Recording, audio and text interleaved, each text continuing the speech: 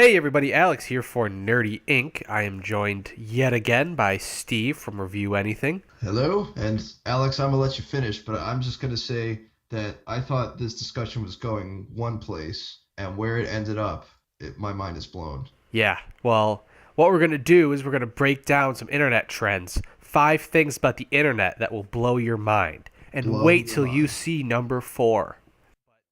Here's a little preface. We're going to be talking about the internet. Only 90s kids are going to get what we're talking about. Everyone else, you might as well just You go. can reminisce. We'll let you reminisce. Yeah, We'll you see what you miss because the '90s was the best. Yeah, everything that was invented at a time where I was not a child is garbage, and nothing should change past 1990. So anyway, I think we're actually going to start it now that we had our fun with that one. That's comedy gold. Yeah, classic. So anyway, Steve and I were basically talking a couple days ago just about annoying things on our internet. I was going through my Facebook and I was like, God, that's annoying. I texted Steve about it. We talked a little bit and we're like, let's do a video about this. So we're gonna just sort of take on some of these annoying internet trends, and in addition to pointing them out, we're gonna sort of talk about the consequences that sort of results in them, sort of what that sort of means for the internet. So that's what we're gonna do. So let's, without further ado, let's get started here. And I think the thing that everyone is noticing now, and everyone is being driven crazy by, but it's not stopping, is clickbait. And by that, I mean any title that is just super freaking annoying, telling me that if I watch this, if trust me, watch it for the next 30 seconds and then it will blow my mind, or I won't believe what happens next, or it will leave me in tears, or it will leave me in something that makes me should make me want to watch the video or read the article. And it almost never, in fact, I will say it never lives up, because I will usually be able to guess what happens based on the fact that it's telling me that I won't be able to guess what happens. Okay. I might have a base for this right now. If you could pull up the Weather Channel, .com, weather.com on your Okay. browser and follow along. We could just do a little case study right here. This is just a little ecosystem of clickbait, just clickbait. It's just all it is. Weather.com is something I've used to make fun of with my friends all the time. We used to combine headlines to make something horrific. Uh huh. They sort of tamed it down a little bit. I don't know. We have your typical watch. What this train does is amazing. These super style get blow your mind. Then you just have like massive pile up you want that kind of speaks for itself. I Who have one right wants to here. do It this says, again Winter Storm Marcus, this headache will last for days. for days? A headache, I thought a this whole was, headache. yeah. So, I guess clickbait. I want to just make a quick distinction here. Obviously, people are going to make their headlines sound catchy and cool. Something they'll say, 5 crazy facts you didn't know about cotton candy or whatever. And that doesn't really bother me because, those facts may not be crazy. Like cotton candy is made of sugar. Well, obviously, I know that. But you want to tell me that what's going to happen in this article. Why am I reading this article? I want 5 facts about cotton candy. Don't like is them telling me the emotions that I'm going to have, or the changes, or sort of the twist on each article when it actually doesn't exist. Because then it's just a lie. I'm not getting 5 facts about cotton candy. I'm getting, if you tell me this fact about cotton candy will leave you in tears, and it just says cotton candy is made of sugar, and I'm like, that didn't leave me in tears at all. That just told me that it's unhealthy. I knew that. So there's a distinction to make between, a little bit of sensationalizing the truth when you still are getting the information that's going to be in the article, whereas when you just straight up lie about what the article is going to be or the video is going to be. Do you read crack.com at all? I do. That's kind of a silly question. They have really good titles too that are almost intentionally clickbaity, and I think they were initially when they started because I remember it just sucks you in. But the thing is, the content is there to back up the title. Right. Uh, like 5 real trials with mind fucks too shocking for fiction. Like that's kind of sensationalist, but also I trust Crack that I know they're gonna deliver 5 uh, really in-depth, well-researched stories that is gonna be true. 7 creepy physical changes your mind can make in your body. It's also Crack. they know what they're talking about, and I trust them. And I think that goes along with the point you made off before behind the scenes about articles clickbait taking away from content that is actually interesting and relevant that people might want to read. Right.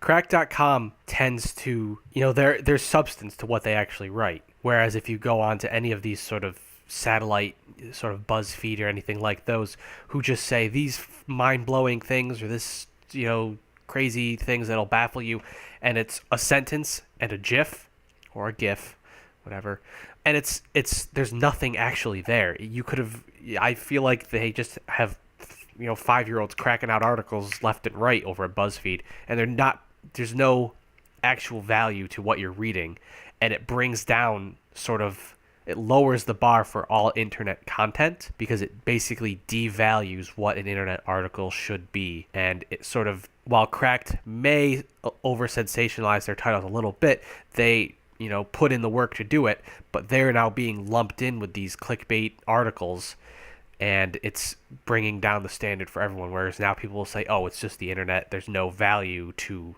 these sorts of articles that you may read." Yep, that's all I have to add on that. You summed that up. So right now, in between topics, that was our first topic. We're going to pull one example from our Facebook news feeds. Steve and I both have our phones out, and we're going to talk about one thing that's on Facebook that bothers you. So, Steve, what is one thing that you just found on your Facebook that's driving you nuts? I have one right now. It's a red, white, and blue breaking news image to ABC 27. So what is this breaking news? First of all, you click on the image and it just takes you to a Facebook picture of the image, not the article. Breaking news: the Pennsylvania Department of Health advisory: possible measles case and potential exposure in Lancaster County. We're all gonna die. Oh my God. This is going along. This is the recent vaccination stuff. Definitely. Wow. And that's really it. There's no other real information here. There's no link to an article. It's just sensationalist fear mongering. Great. Just what I want to see every day.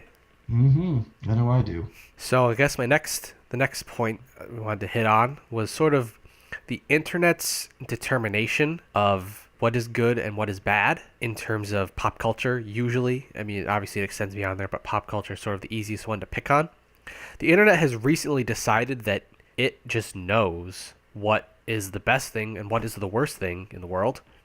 So Nickelback, for example, is something that the internet universally hates.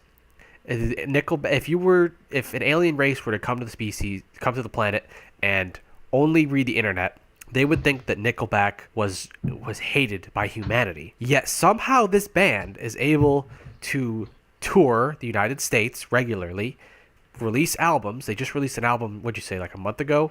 Recently. It was Yeah. probably late last year at some point. Yeah, so they keep coming out with albums, they keep selling albums, they keep touring.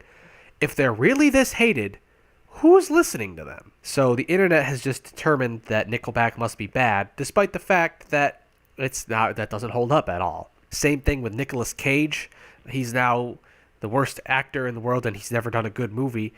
And while I will give you, movies like The Wicker Man and Knowing, not my favorite movies, he's had Leaving Las Vegas, Con Air, Raising Arizona, National Treasure, Face Off, Adaptation, all very solid movies. Wild at Heart with Laura Dern. Right, there you go. But Nicolas Cage was just determined to be bad.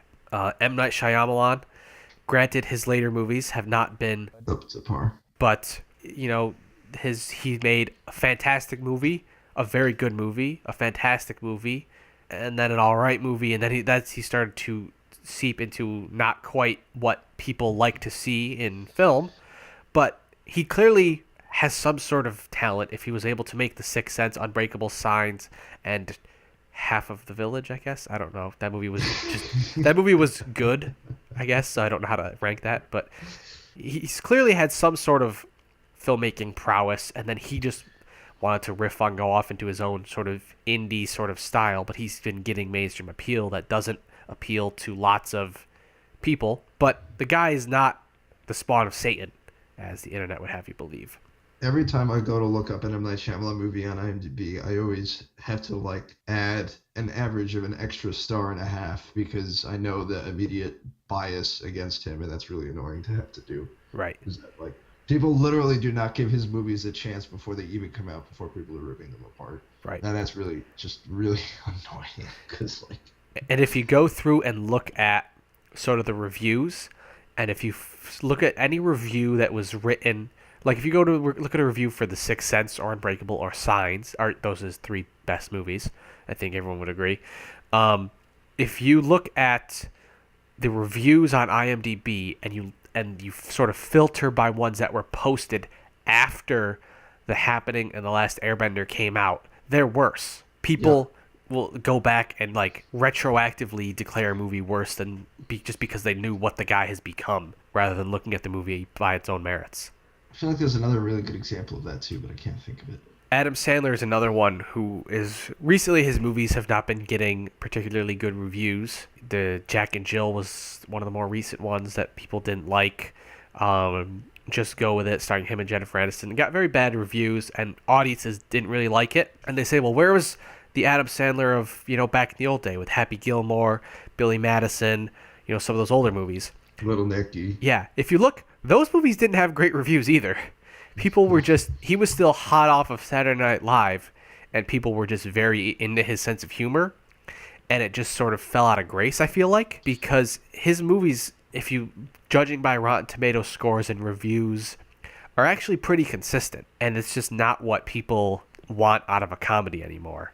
But he's been delivering somewhat similar content. Granted, I still really like Happy Gilmore and Billy Madison, so I recognize that I'm sort of hypocritical in saying that, but it's amazing to me how that determination has, or how that demand for comedy has changed, and how Adam Sandler has sort of fallen victim to it, considering he has not changed that much.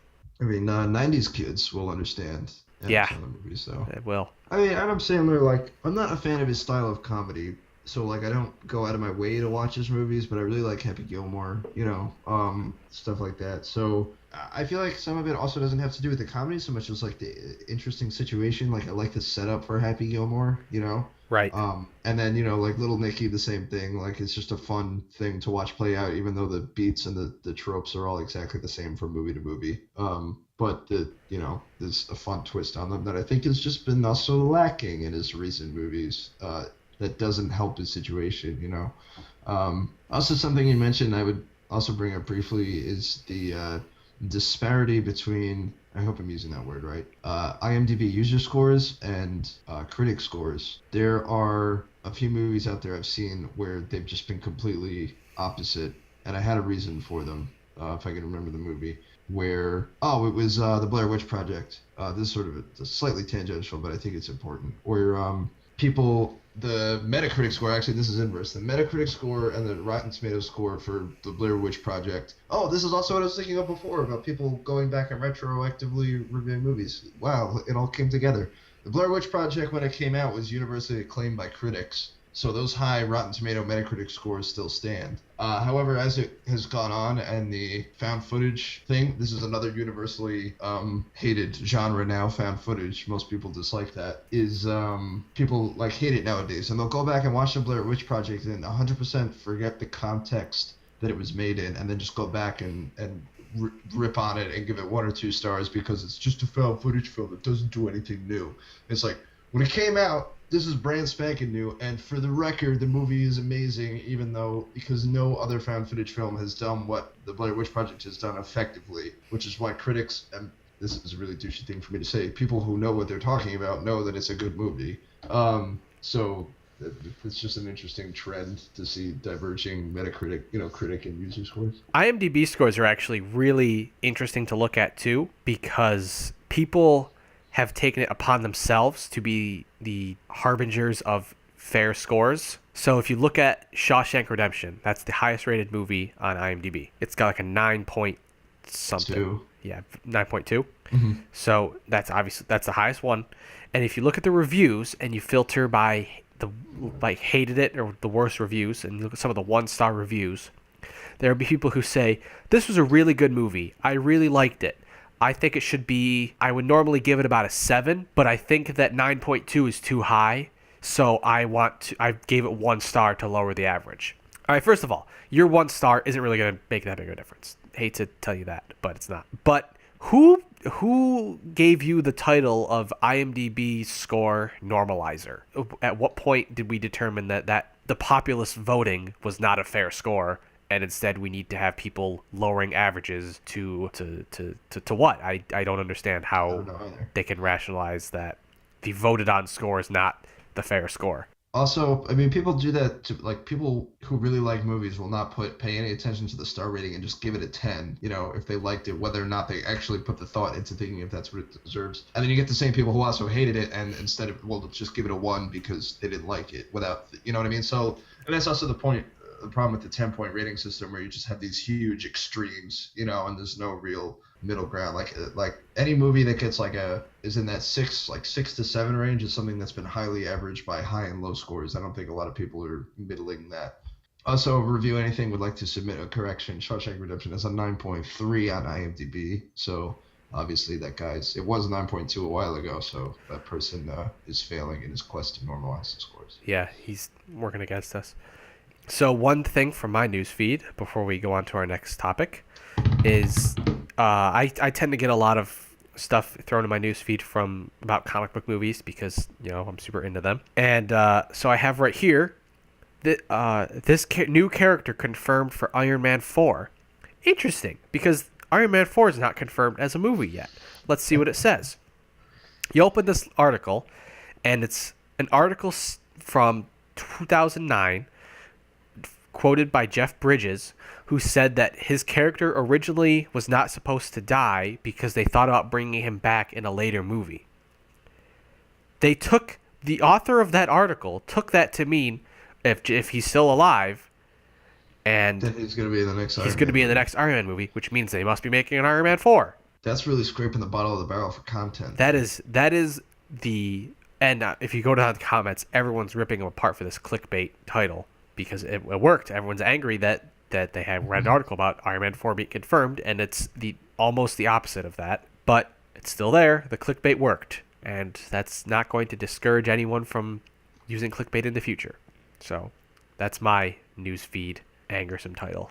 All right, so this was actually just the first half of our conversation. Steve and I are going to talk a little bit more next week, so tune in next week to get the second half of this conversation. But for right now, can't believe what happens. Yeah, you have no idea what you're in for next week. It is going to restore your faith in humanity. You just might. All right, so anyway, I'm Alex from Nerdy Inc. I'm Steve from Review Anything. And we will see you next time.